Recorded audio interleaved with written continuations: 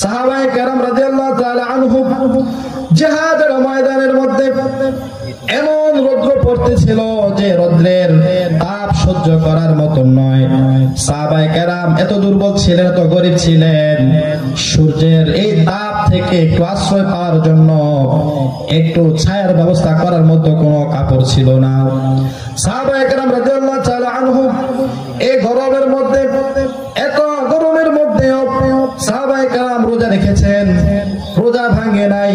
কিতাবের মধ্যে এসেছে রোজা রাখতে রাখতে শরীর এত দুর্বল হয়েছে, এত খিদা ছিল, এত দুর্বল হয়েছে যার কারণে বসা থেকে উঠে দাঁড়ানোর মতো শক্তিটাও গায়ে ছিল না।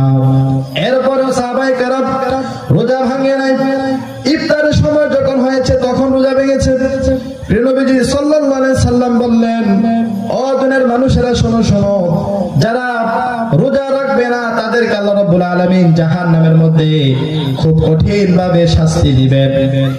প্রিয় নবীজি সাল্লাল্লাহু আলাইহি সাল্লাম বললেন, একবার দুজন ফেরেশতা আমাকে একটি বিশাল পাহাড়ের মধ্যে নিয়ে গেলেন। আমি ওই পাহাড়ের মধ্যে যাওয়ার পরে আমি অনেক চিৎকার আওয়াজ শুনলাম। আমি দেখলাম অনেক নারী পুরুষের অনেক বড়, অনেক ভয়ঙ্কর চিৎকার আওয়াজ আমার কানে আসতেছে। তখন আমি ফেরেশতাদেরকে বললাম, আল্লাহর ফেরেশতারা, এই চিৎকার আওয়াজ কোথায় থেকে আসতেছে?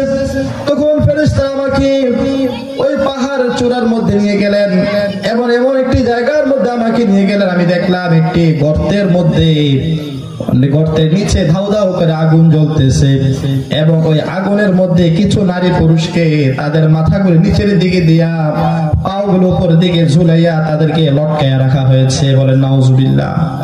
তাদেরকে লটকায়া রাখা হয়েছে, তাদের মাথাগুলিকে নিচে দিয়ে পাগুলিকে উপরের দিকে রেখে পায়ের মধ্যে আগুনের শিকল বাঁধা হয়েছে এবং তাদের মাথাগুলিকে নিচের দিকে ঝুলিয়ে রাখা হয়েছে। শুধু তাই নয়, নবী সাল্লাল্লাহু আলাইহি সাল্লাম বললেন, তাদের শরীরগুলি ক্ষত ক্ষত বিক্ষত করা এবং তাদের গালগুলিকে ক্ষত বিক্ষত করে রাখা হয়েছে। তাদের গাল বেয়ে বেয়ে রক্ত পড়তেছে, তাদের কানের ছিদ্র দিয়ে, নাকের ছিদ্র দিয়ে, মুখ দিয়ে রক্ত বেয়ে বেয়ে পড়তেছে। তাদের এমন ভাবে শাস্তি দেওয়া হচ্ছে, তারা চিৎকার করে কান্না করতেছে। নবী সাল্লাল্লাহু আলাইহি সাল্লাম বললেন, ও আল্লাহর সাহাবীরা শোনো শোনো, এই লোকগুলিকে কেন এভাবে কষ্ট দেওয়া হচ্ছে? তাদের কি অপরাধের কারণে, কি পাপের কারণে তাদের কেন এত কঠিন শাস্তি দেওয়া হচ্ছে?